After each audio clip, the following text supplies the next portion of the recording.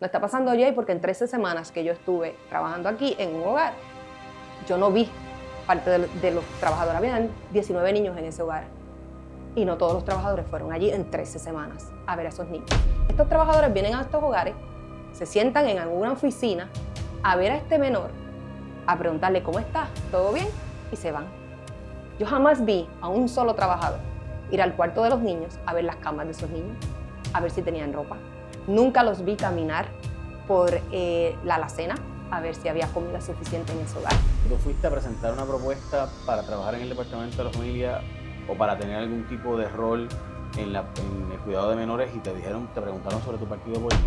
La cantidad de trabajadores sociales que me dicen, cuando le pregunto, ¿tú ves a todos tus menores? Porque yo le preguntaba y me decían, es imposible, no puedo, tengo tantos y tantos casos que este mes tengo que decir a cuáles voy a ver y a cuáles no. No sabemos cuántos niños de verdad están en hogares, ¿verdad?, que todavía continúa el maltrato porque no los puedes ir a ver y cuando los ves no tienes el tiempo suficiente para verlos.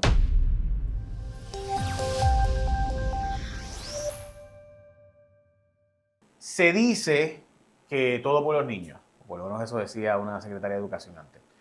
¿Cuán real es eso? ¿Cuán supervisado está realmente el maltrato a menores? Y no solo de menores, pero en general. Yo le he pedido a dos personas que supone que saben del tema, trabajaron el tema, han trabajado en Puerto Rico y fuera de Puerto Rico, y les pido primero que todo a Yajaira y a Yonaidi que se presenten con sus profesiones, su resumen, para que la gente sepa con quiénes vamos a hablar. Mi nombre es Yajaira Vélez, llevo 16 años trabajando en el campo del trabajo social en el estado de Texas. Trabajé con el Departamento de la Familia, con la Corte, con el programa de los guardianes legales de los niños y ahora pues con comunidades en las escuelas en el estado de Texas. Vine a Puerto Rico a hacer mi práctica de maestría. Llevo 13 semanas en Puerto Rico trabajando entonces aquí. ¿Tú eres puertorriqueña? Mitad puertorriqueña. O sea, pero te criaste en Puerto Rico. Sí, Ok. ¿Y la otra mitad? ecuatoriana. Ok. Tú eres de mitad ecuatoriana, pero criada en Puerto Rico. Sí. ¿Naciste aquí? No, nací en Nueva York. Ok. Pues, bueno, eso creo que es importante por diferentes razones que vamos a hablar ahora, porque puedes comparar con muchas otras jurisdicciones. Sí. Ok. ¿Y usted, Yonaidi? Yo, Naidi Ramírez, viví muchos años en el estado de Texas, trabajé como investigadora nivel 2 de abuso y negligencia infantil. Tengo un bachillerato en justicia criminal, psicología forense, de aquí de la UPR en Puerto Rico. Luego de unos años emigré, trabajé allá, pude ejercer, ¿verdad?, algo relacionado con el Departamento de Niños y Familia y ya hoy día pues no trabajo en esa industria, pero pues se queda conmigo esa experiencia y los procesos. ¿Has trabajado aquí? No he logrado tener esa oportunidad de trabajar en lo que tanto me apasiona. ¿Pues te gustaría? Claro, definitivo. Ok. Yo conozco varias personas que han trabajado en la industria. Varios de ellos han trabajado ¿verdad?, en cuidado de niños, supervisión, y nos dicen que los empleados en Puerto Rico son gente competente, pero que los recursos no dan, que ellos incluso tienen que ponerle su dinero para darle de comer a los niños, etc. Las historias son muchísimas. Pero yo quiero escuchar la experiencia de ustedes. ¿Cuál es la diferencia entre el sistema donde ustedes han trabajado en los Estados Unidos versus el sistema en Puerto Rico? Pues mira, yo te puedo decir, Jay, que una de las primeras cosas sería el área de investigación, ¿verdad? Cuando un caso llega al Departamento de la Familia ya, se investiga y estas personas toman ese caso por 30 días. La persona que coge el caso es la misma persona que hace la petición a la corte, si es que hay que remover a ese menor, ¿verdad?, del hogar. Y esa persona nos presenta el caso a los trabajadores sociales que vamos a tomar el caso de allí en adelante. Esos 30 primeros días son tan importantes porque esa persona va a sacar toda la información que después yo voy a necesitar para trabajar ese caso. Aquí, me han dicho los demás trabajadores sociales que he podido hablar, 3 personas diferentes trabajan el caso. Alguien hace la petición en la corte, otra va a investigar y otra viene a traer el niño a los hogares sustitutos. ¿Qué pasa allí? Que cuando tú le haces las preguntas, el nene tiene alergias, el nene come, deja de comer, está en botella, usa bobo, no tienen respuesta. Me pasó, ¿verdad?, hace poco que una trabajadora social ni el nombre de la mamá me podía decir. Cuando yo le pregunto cuál es el nombre de mamá para llenar los documentos para el intake, ¿verdad?, del hogar, no sabía ni el nombre de mamá. En ese mismo caso le digo, ok, pues déjame buscar los documentos yo, veo el nombre de mamá y me doy cuenta que mamá no es de aquí, por los apellidos y por su nombre, ¿verdad? Y le pregunto, oye, ¿y esta mamá, sabes cuánto tiempo lleva en Puerto Rico? Porque a mí me parece que estos niños no nacieron aquí por su certificado de nacimiento, ¿verdad? Esta mamá no es de aquí. ¿Qué hace esta mamá aquí con 2 menores y ahora los tuvieron que remover? Y si no lleva cierta cantidad de meses, pues nosotros en Texas no tenemos jurisdicción. Si el niño no lleva 6 meses en Texas, ahí nosotros llamamos al estado que sea y le tenemos que entregar a ese estado porque no tenemos jurisdicción sobre ese niño. Pues aquí no, Puerto Rico toma la custodia de ese niño, no se comunica con ese estado, no se sabe si hay un papá en ese estado esperando a ese niño o buscando a ese niño, no se sabe si hay un caso abierto en ese estado, ¿verdad?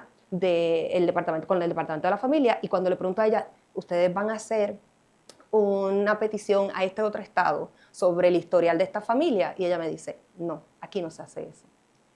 O sea que si yo soy una persona que está huyendo de la justicia porque precisamente soy un acusado en el estado de Florida, Correcto. de Texas, de Oklahoma, donde sea, si yo tengo un caso de maltrato allá y me mudo a Puerto Rico precisamente huyendo, Puerto Rico no se entera de eso. Nosotros no sabemos, no investigamos eso. Eso es lo que me dicen los trabajadores sociales de aquí. O sea, que no se pregunta, o sea, si alguien, por ejemplo, es referido al Departamento de la Familia aquí, no se averigua si esa persona tiene casos anteriores fuera de Puerto Rico. Correcto. Ok. Eso no se conoce el historial de esa familia, no se conoce el historial de esos niños.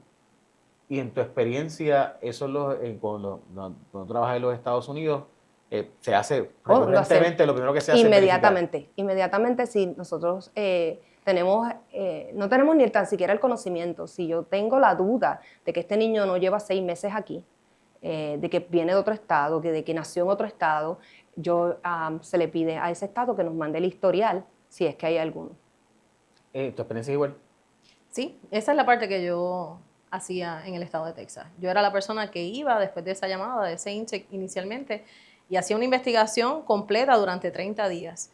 Y es bien particular, ¿verdad? O sea que Puerto Rico pudiera convertirse en un paraíso de personas abusadoras de menores porque vienen aquí huyendo de su historia de los otros estados y es como si empezaran de cero. Correctamente. Exactamente.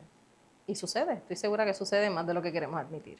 Pero es que no hay ningún protocolo en el lugar que diga, bueno, ¿cuáles fueron tus últimas 3 direcciones? Entonces, eso levantaría sospecha y decir, pues vamos a averiguar en Florida, en Texas, donde sea que esta persona residía antes. Ok.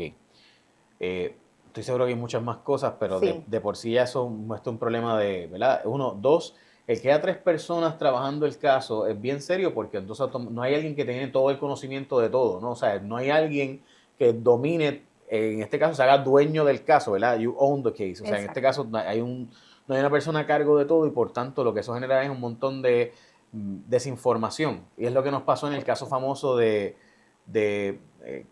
no me equivoco fue Santa Isabel, donde esta muchacha estaba en este residencial público, estaba viviendo básicamente condiciones infrahumanas, una situación bien seria, hasta cucarachas había, pero la trabajadora social era una persona diferente a la otra persona que le había atendido el caso, la otra persona que había visitado era otra persona, no había alguien que conociera todo el caso, y cuando venimos a ver, murió una niña. Correcto. Ese es el peligro que hay con esto, que no hay alguien que tenga todos los elementos para decir, este niño hay que removerlo inmediatamente. Exactamente. Y no tan solo eso, Jay, también viene entonces el historial de ese niño, porque, por ejemplo, en ese mismo caso, cuando viene otro programa a hacerle una evaluación al niño, tenemos 0 información del embarazo de ese niño, 0 información del primer año de vida de ese niño, no sabemos cuándo dio los pasos, no sabemos cuándo habló, no sabemos si habló, no sabemos si dejó de hablar en este momento por el trauma de haber sido removido de su hogar, porque hay niños que le pasa eso, ¿verdad? Entonces, no le estamos dando información correcta al evaluador y ese niño puede ser diagnosticado con ciertas condiciones porque no se le dio la información correcta al evaluador. O sea que sí, que podemos hablar de un niño que está totalmente en pleno desarrollo, lo removimos y dejó de hablar y se diagnosticó como que tiene X condición que realmente no tiene. No tiene, correctamente. Lo vi ¿Y también. eso lo has visto? Sí, lo vi. ¿Podrías decirme más o menos un caso? O sea, mira, te puedo decir que en muchos de los casos que vi en Puerto Rico, que para mí fue alarmante, he visto como 3 condiciones que se repiten en todos los expedientes. Es como si los niños no tuvieran más de esas 3 condiciones. Sin embargo, allá hay una variedad de condiciones, una variedad de medicamentos para esas condiciones, ¿verdad? Aquí vi el TDAH, que es la hiperactividad, ¿verdad? El déficit de atención con hiperactividad, vi el autismo y vi el oposicional desafiante. Esas 3 condiciones, casi todos los niños en el departamento de la familia, ¿verdad?, están diagnosticados con eso y todos toman los mismos medicamentos. Para mí eso fue bien alarmante. Cuando pregunto, oye, hay ciertos medicamentos que nosotros utilizamos allá que yo entiendo que funcionan mejor que estos. Me dicen que el plan médico aquí no los cubre. Se medica lo que solamente el plan médico cubre. Wow. O sea, que podemos dando medicamentos que ni siquiera son los que necesita el niño. Que no les está ayudando. O sea, le estamos dando para condiciones que quizás ni tienen. Correctamente. O sea, estamos sobremedicándolo y submedicándolo simultáneamente. Correctamente. Wow. Pues toda esa información se obtiene durante la investigación y facilitaría todo, entonces. Pero el tipo de profesional que va a esas investigaciones no es un trabajador social, es una persona que puede tener un background diferente. Por ejemplo, justicia criminal, psicología forense, que fue lo que yo estudié. Pues entonces ellos te entrenan durante 6 meses a cómo son estos procesos, cómo se debe llevar una entrevista. Cuando tú vas al hogar, cuando tú vas a la escuela, entrevistar a ese menor de edad. Y eso es lo que te da las bases para tú entender el espectro completo de con lo que estás manejando en esta familia. Y es el investigador realmente quien entonces presenta delante de un juez la oportunidad o la situación actual de esa familia y el nivel de peligrosidad que puede estar teniendo ese niño. Pero sin esa investigación inicial, que es la primera cara que llega a esa familia o a ese menor de edad, pues entonces todo cambia, porque entonces ya es un efecto cascada, porque la información ya va a venir incompleta si tú tienes que remover a ese menor. Es, al final del día, el juez del distrito donde estés trabajando, es el que mira tu investigación. Tú tienes 48 horas para llegar con una affidavit, con una información completada y decirle, señor juez, esta es la situación en la que yo encontré a este menor. Estos fueron los pasos que tomó el departamento. ¿Usted está de acuerdo o no? Y ahí te hacen devolver a ese niño si no tomaste la decisión correcta, o te dice, sí, vamos a pasar entonces a remover. Pero son tantos los pasos, Jay, antes de que lleguemos a remover ese niño. Nosotros no queremos llegar a que ese niño llegue al sistema, entre en el sistema. Hay muchas otras áreas. En los estados se supone, pero en Puerto Rico es igual tu experiencia, o aquí es remoción y después hablamos, después preguntamos. Es remoción y después preguntamos. Ok, la razón por la cual en los estados, hay una ley que se llama Family First, había un abuso de remociones en los estados y se ha buscado evitar eso. Muchas de esas remociones fueron bien discriminatorias contra personas de las minorías, entre ellos afroamericanos, latinos. En parte, pues, el mismo juez decidía a los niños latinos y negros remuévelos, a los niños de raza blanca, pues no los remuevas. Y eso pues provocó que se aprobara una legislación. Sí. En Puerto Rico, entonces lo que se piensa es siempre remover. Mira, Jay, fue bien triste para mí ver lo que era Family First aquí, porque no hay Family First aquí, vamos a hablar claro. Ellos no están haciendo lo que es Family First. Aquí ella te puede decir, cuando nosotros vamos a remover a un niño, cuando la investigación va, se le pregunta a ese padre, dame nombres de familiares o personas que tengan un vínculo con este niño, ¿verdad? Para saber si hoy mismo se puede quedar en su casa. Eso es lo primero que se pregunta, se hace un background check y si ese familiar o esa persona está dispuesta a tener ese niño el tiempo que sea necesario, que esta familia trabaje un plan de servicio, el niño se queda ahí. Eso es lo primero que nosotros hacemos. En Puerto Rico se llevan al niño, lo ponen en este hogar, ¿verdad? Casi siempre hogares grupales, porque no hay bien pocos hogares sustitutos. Empecemos por allí, que eso es un programa, eso es un problema bien grande que tenemos. Entonces, el familiar tiene que entrar en un proceso de certificarse para ser un hogar sustituto, para que en algún momento ese familiar pueda recibir ese niño. O sea que el concepto de que vamos a buscar qué familiar puede quedarse con el niño para que el niño tenga un lazo familiar en Puerto Rico Viene después. Viene después. Mucho después. Y ese familiar tiene que pasar por un proceso. Y cuando ese familiar está fuera de Puerto Rico, el caso es aún más triste, Jay, porque Family First también vino para traer, que se creara estos fondos para que se crearan estas agencias o esta unidad, ¿verdad?, dentro del departamento de personas que hicieran las peticiones interestatales. ¿Qué pasa? Un estudio de hogar te puede salir en Estados Unidos de $900 a $3,000. Sin embargo, Family First vino a cubrir ese estudio de hogar. ¿Qué pasó? En un caso que tengo aquí bien triste para mí, el niño va a cumplir 1 año aquí en Puerto Rico y su hermana está en Estados Unidos esperando poder ella costear, porque Puerto Rico le pidió a ella que costeara este estudio de hogar para poder recibir a este niño. Mientras tanto, este niño lleva 1 año en el sistema de Puerto Rico, cuando tiene un familiar en Estados Unidos esperando por él. Puerto Rico no hace esa petición. O sea, que esto es una hermana que voluntariamente quiere tener a su hermano. Ella quiere tener su hermano, una hermana mayor. Y tiene que pagar por el proceso. El estudio de hogar. Para que se haga el estudio. ¿Y cómo qué estudio es ese? Es un estudio donde nosotros vamos, que por ahí va a venir también, Cuando tú lo pides de agencia a agencia, allá, ¿verdad? Nos llega ese estudio, la ley nos dice que tengo 60 días para completar ese estudio de hogar y devolverlo al Estado que me lo está pidiendo. Entonces, ese estudio consiste en hacer ciertas preguntas, evaluar el hogar, eso viene financiero, educacional, hay ciertas preguntas que nos da el Estado y con eso tú completas ese informe. Y ese es el estudio de hogar, es para ver si esta persona está cualificada, esta familia está cualificada para tener este menor. Puerto Rico le está pidiendo a esa persona que lo costee O sea, que ella. nosotros en vez de velar por el interés del menor de que esté con un familiar, lo que estamos haciendo, a pesar de que los fondos están asignados, le pedimos a esa persona Que pague ella de su bolsillo este estudio que le puede salir hasta $3,000, ¿verdad? Yo no sé en qué estado ella está, dependiendo del estado, de $900 a $3,000. Pero esos fondos están allí para eso. Lo mismo pasa con... ¿Y por qué? ¿Por qué? O sea, ¿por qué hacemos eso? Yo ¿Tiene quisiera alguna saber, Jay. explicación? ¿Te han dado alguna explicación cuando No, has preguntado? yo me traté de comunicar con la secretaria de la familia, con el subsecretario. Lo traté de hacer formalmente, ¿verdad? A través de correo electrónico. Lo traté de hacer como ustedes lo hacen aquí, a través de palas, con alguien que conoce a esa persona, ¿verdad? Y tampoco me funcionó. No, yo quiero saber, yo quisiera esa misma respuesta. Yo quiero saber por qué tenemos niños en un sistema, por qué tenemos niños aquí aguantando otros tipos de abuso, ¿verdad? En estos hogares, cuando tenemos familiares allá. Igualmente le pasa a los padres. Cuando el padre es el no ofensor, el varón no es el ofensor, se le pone un montón de trabas a ese padre para poder recibir a ese niño. Sin embargo, en el estado de Texas, el juez me decía, ¿cuándo este papá puede venir aquí? Nos poníamos en receso, yo llamaba a ese padre, el juez quiere que tú vengas, ¿cuándo puedes estar aquí? No sé, 3, 4 días, 5 días, una semana. Ok, perfecto, juez, señor juez, en una semana. Pues vamos a suspender hasta una semana. Y cuando ese padre se presentaba, le hacían ciertas preguntas y ¿sabes qué? Llévate a tu hijo, porque es que ¿por qué lo vamos a aguantar en un sistema, Jay? O sea que discriminamos contra los padres varones cuando son casos de mujeres. Correcto. Evitamos que se le da al padre. Correctamente. ¿Saben por qué? Hay un... No sé. No sé. Quizás culturalmente. Culturalmente, quiero pensar, ¿verdad? Porque no pasan en los estados. ¿Tu experiencia igual? Completamente. O sea, lo normal es que si hay un caso donde el mamá tiene problemas, pues llama a papá. Claro. En Puerto Rico es como que el sistema lo coge. Sí, correctamente. Se hace lo que sea necesario para que ese niño no entre al sistema, así sea el vecino, porque lo que necesitamos es neutralizar la situación de seguridad que ese niño pueda tener. Eso se hace en el momento de la investigación.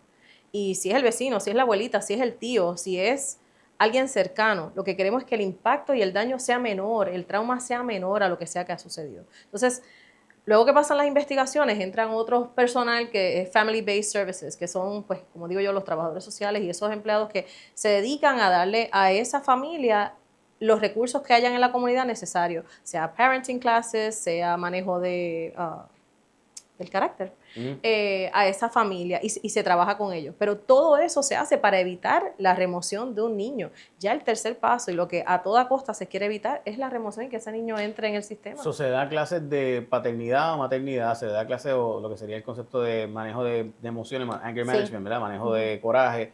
Y entonces esas dos cosas fallan, entonces se procede a una remoción. No se busca la remoción como primer concepto.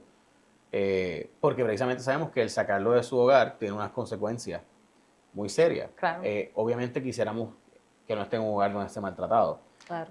¿Qué más experiencias te han pasado que contrastas con lo que has vivido? Primeramente que aquí no veo que el departamento no está estructurado con estas divisiones como ella menciona. Allá tenemos las investigaciones, son unas personas diferentes, tenemos los que son Family Based Safety, que son los del hogar, trabajan con la familia, pero el niño no ha sido removido dentro del hogar. Y luego entramos los conservadores de familia, que era lo que yo hacía. Entonces, luego estaban los de adopciones. Aquí un trabajador social corre todas esas bases, solo, con múltiples casos. Otra cosa que eso hace, ¿verdad? Tiene impacto es que no pueden ver a los niños como se supone. Nosotros tenemos allá 30 días para ver al niño. Si yo no lo veo en 30 días, el sistema empieza a darle un red flag, ¿verdad? A mi supervisor. Y mi supervisor me va a llamar y me va a decir, ¿qué pasó aquí? O sea, que el trabajador social tiene que a los 30 días haber tenido contacto. Relación, investigación. Y el contacto, exacto. Y el Aquí no. No sé, vamos a decirlo así, pero no está pasando. No está pasando, Jay, porque en 13 semanas que yo estuve trabajando aquí en un hogar, yo no vi parte de los trabajadores. Habían 19 niños en ese hogar. Y no todos los trabajadores fueron allí en 13 semanas a ver a esos niños. Estamos hablando O sea, de un trimestre no fueron a todos. verlo. 3 meses pasaron sin que un trabajador social fuera a ver un niño que No estaba todos los removido en un hogar. meses, no todos los meses iban a verlos todo el mundo, como debería ser. ¿Hubo alguno que no fueron los 3 meses? Podría haber pasado, sí. Podría haber pasado. Entiendo yo que sí. Y sabes que, Jay, eso fue otra cosa de las que hablé con los trabajadores sociales que se venían y se sentaban conmigo. Cuando vienen, yo les decía, ¿a ti no te dan ciertas preguntas que tienes que hacerle a este menor? Porque nosotros tenemos un set de preguntas, ¿verdad? 10 preguntas bien importantes que todos los meses yo le tengo que hacer a ese menor. Aburridos, ellos me decían, ya yo te lo dije, pero las tenía que hacer. Esas preguntas eran, ¿estás tomando tu medicamento? ¿Cómo te sientes, verdad? Si los que toman medicamentos. ¿Cómo te tratan cuando te disciplinan? ¿Qué pasa?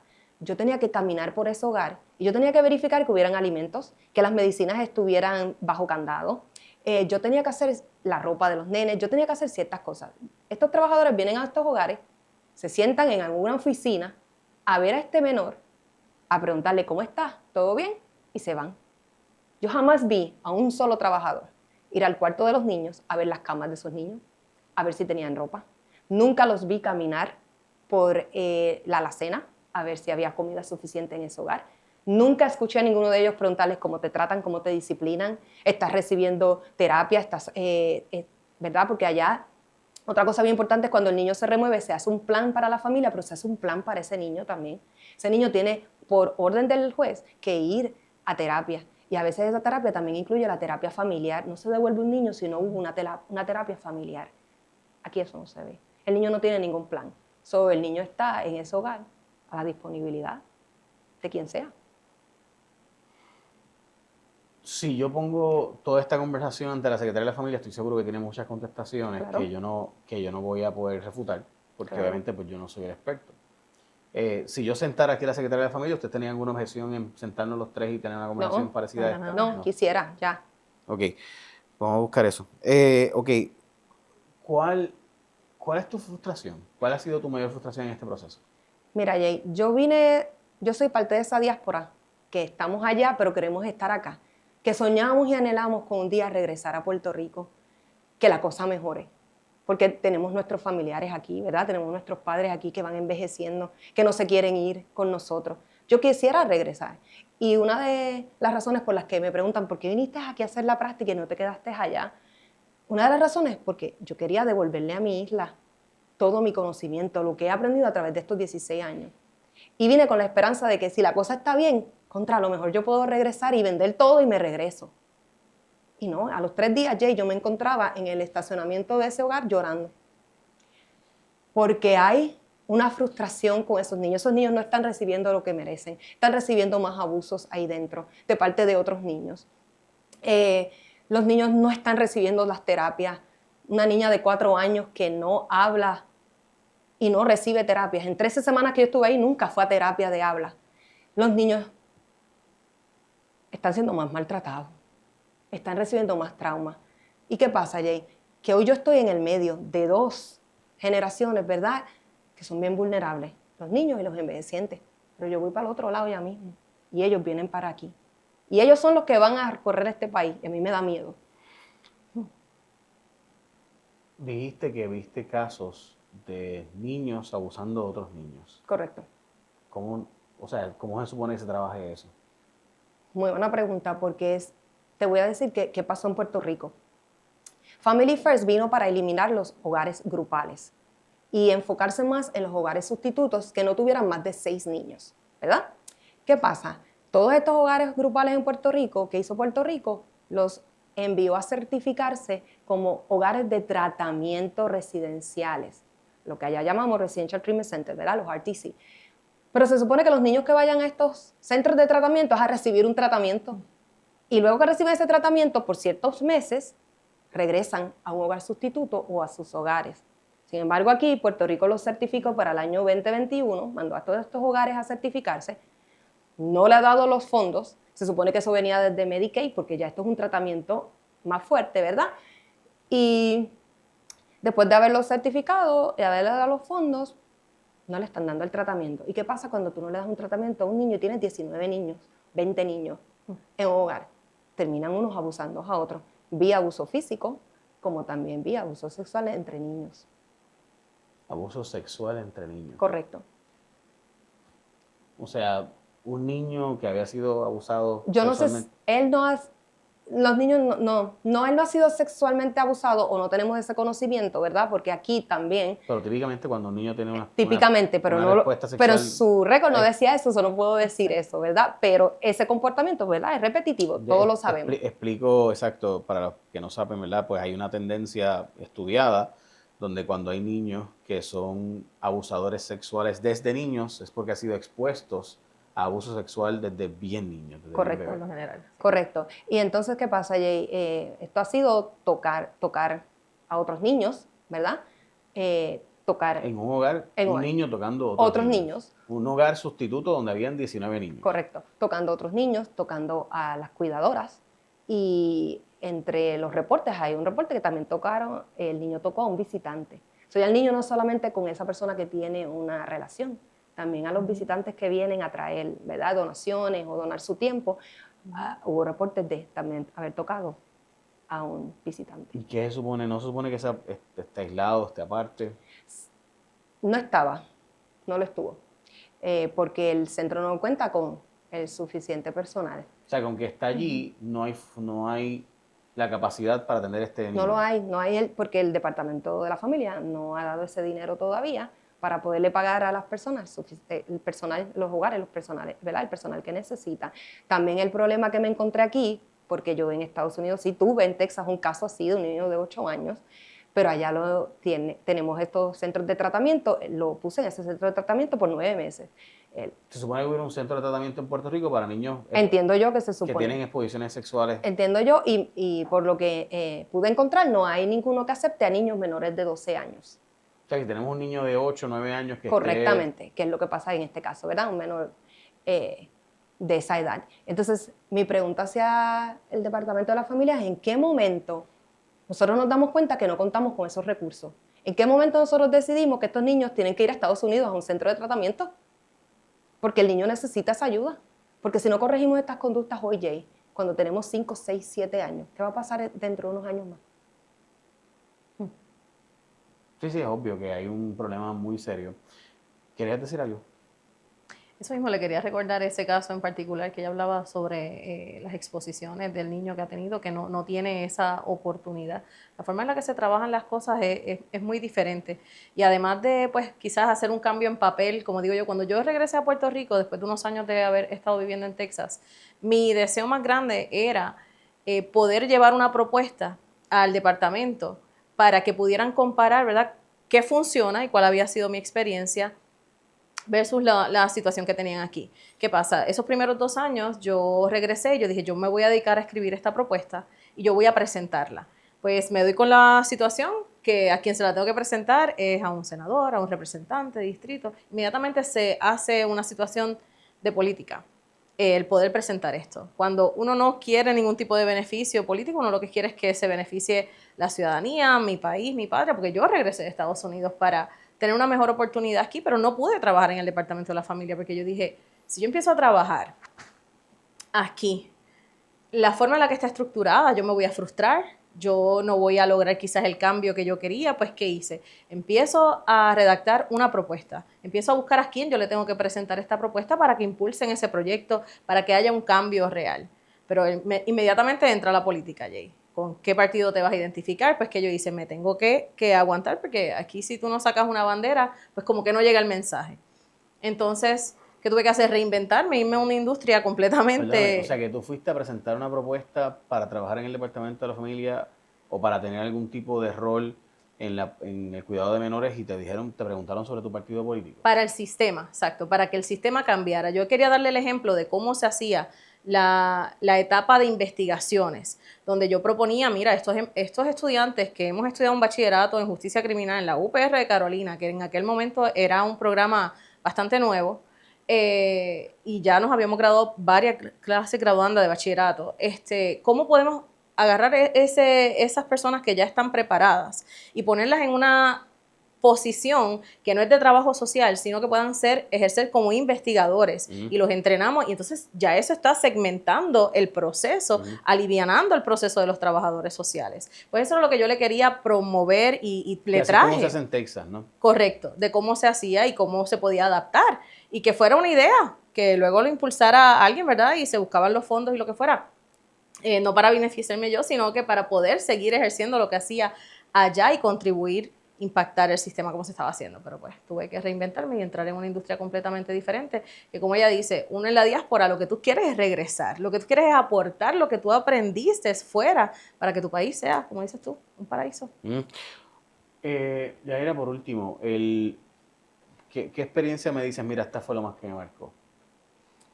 Que no puedo decirte una sola, Jay, todo. Puedes decirme todo. varias. Por ejemplo, ¿Qué experiencia te frustrante. Ese caso de este menor que está en el sistema esperando por esta hermana que pueda completar ese estudio de hogar.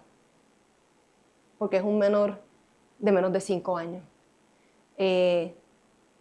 Los bebés. No entiendo por qué tenemos bebés en centros de tratamiento de ciertas condiciones cuando tenemos un montón de personas ya precualificadas para adoptar. O sea, nosotros tenemos allá lo que se llama foster to adopt. Tú le albergas a este niño mientras este caso se resuelve y si no se resuelve, el niño ya está allí donde va a estar adoptado. Aquí estos bebés están en cuartos esperando. Y cuando yo llegué a ese cuarto, Jay, que un bebé no pudiera hacerme una sonrisa, darme una sonrisa cuando yo le hacía un juego, para mí fue bien impactante. Porque normalmente tú te acercas a un bebé y tú haces un juego con ellos, ¿verdad? Lo que llamamos el peekaboo, le canto la araña y cosas así. Y los bebés no habían ninguna reacción hacia mí. Eso para mí fue bien impactante. Este caso del menor que no tiene ayuda y tiene conductas sexuales hace 2 años atrás y no hay ayuda para él en el país. ¿Qué más? El caso que fui a acompañar a una menor que ya llevaba 2 años en el sistema, Jay, 2 años, y ahora, después de 2 años, se llevó para hacer una entrevista forense. 2 años después se le está preguntando a esta menor lo que le pasó hace 2 años atrás. Revictimizando. Exacto. Que probablemente la menor no va a hablar ya, no quiere hablar o se le olvidó o no quieren, ya ellos no quieren pasar por eso, ya estoy aquí. No, además que es un testimonio forense 2 años después es difícil de poder probar en tribunal. Correcto. La cantidad de trabajadores sociales que me dicen, cuando le pregunto, ¿tú ves a todos tus menores? Porque yo le preguntaba y me decían, es imposible, no puedo, tengo tantos y tantos casos que este mes tengo que decir a cuáles voy a ver y a cuáles no. No sabemos cuántos niños de verdad están en hogares, ¿verdad? Que todavía continúa el maltrato porque no los puedes ir a ver y cuando los ves no tienes el tiempo suficiente para verlos. Es que ha sido tanto, Jay, no quisiera que se me quedara nada. ¿Algo más que tú...? Es tanto. Lo de las entrevistas forenses yo creo que es algo bien importante. Sí. Como investigador, cuando tú llegas a entrevistar a un menor, sea en la escuela, sea en la casa, en el lugar donde lo puedas entrevistar, ¿verdad? Tú tienes un rundown de preguntas. Y llega un momento que si esas preguntas, que son bastante abarcadoras durante el proceso de una investigación, empieza a arrojar luz a que hay una situación de índole sexual, algún tipo de abuso sexual, la entrevista se detiene por completo. Cuando yo te digo investigadores, Jay, te estoy diciendo personas que han sido educadas durante 6 meses. Es un internado de 6 meses, solamente para eso, para llevar a cabo ese tipo de entrevistas. Sin embargo, cuando existe el abuso sexual, se detiene y entonces es un entrevistador forense. El investigador tiene que detener la investigación en el momento. Tiene 72 horas en el estado de Texas para llevar a ese niño a lo que es un Children's Advocacy Center. Y allí entonces esa entrevista se hace a nivel de circuito cerrado, porque esa es la entrevista que iría a corte si ese caso llega a ser, ¿verdad? Si procede de manera criminal.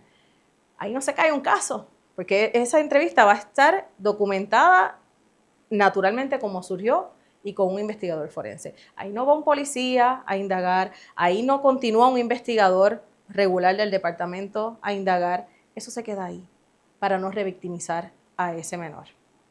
Y eso es impactante, que un niño haya esperado 2 años por esa entrevista. ¿Cuántos traumas por encima de ese inicial ya tendrá ese menor?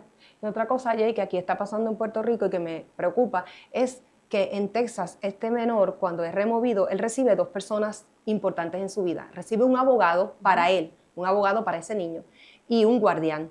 Este guardián, ¿verdad?, va a velar el mejor interés de ese niño, the best interest. Y el abogado va a abogar por lo que el niño quiere. Son dos cosas diferentes. En Puerto Rico el niño recibe un procurador.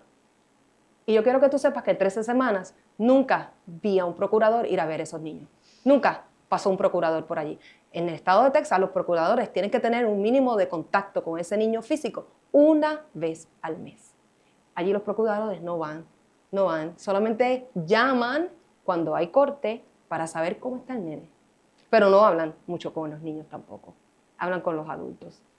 Y para mí eso fue bien impactante porque entonces, ¿quién es la voz de ese niño de verdad en la corte aquí? Nadie, absolutamente nadie. Porque el abogado del departamento de la familia va a tirar para el departamento de la familia, no para el niño. Entonces este niño está aquí desamparado. Nadie aboga por él, nadie habla por él. Y eso para mí es bien triste, porque los niños no tienen voz.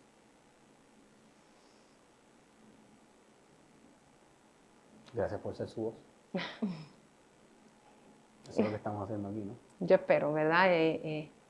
Yo creo que esa es mi meta, como te dije, ellos son el futuro. Yo seré vulnerable algún día, estaré en esa población, de verdad, de vulnerabilidad. Y pues yo quiero dejar mi huella, porque yo me voy para Texas y yo seguiré mi trabajo allá. Pero estos niños se van a quedar en mi corazón porque es que fue demasiado, Jay. Fueron 13 semanas bien fuertes para mí. Fueron 13 semanas que si en algún momento yo pensé que Puerto Rico yo podía regresar, para mí es un no. No tan solo porque el trabajo social se me va a imposibilitar, porque a los buenos los vas a tratar de callar y a los malos los vas a dejar. Y yo no puedo hacer eso. Yo no puedo ser parte del problema. Y yo creo que ese sería mi mayor mensaje hacia todos esos trabajadores sociales. Si te callas y continúas, vas a ser parte del problema. Y tú no puedes ser parte del problema, porque nada va a cambiar si seguimos callando. Gracias. De nada. Gracias.